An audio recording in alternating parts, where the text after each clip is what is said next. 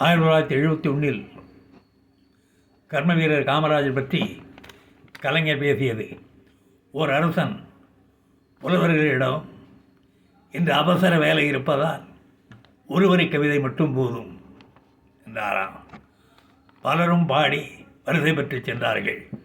அறஞ்செய்ய விரும்பு ஆர்வசனம் என்று அவைப்பாட்டி சொன்னதைப் போல் ஒருவரி கவிதை கூறி வரிசை பெற்றார்கள்.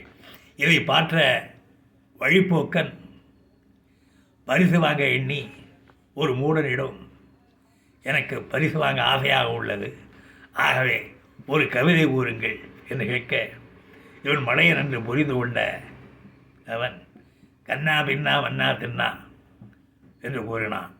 அவனும் மனப்பாடம் செய்து அரசனிடம் கண்ணா பின்னா மன்னா தின்னா என்று கூறினான். அரசனுக்கு கோபம் வந்து, இவனுக்கு 10 சவுக்கடி விடுங்கள் என்று கூற, மற்றொரு மிகச்சிறந்த புலவர், அரசே, அவர் கூறியதில் தவறில்லை.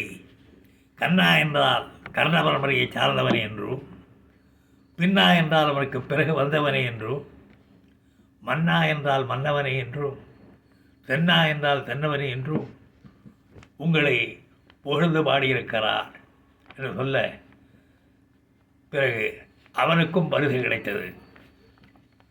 இந்த கதையை நான் ஏன் கூறினேன் என்று சொன்னால், காமராஜர் பேசுவது யாருக்குமே புரிவதில்லை.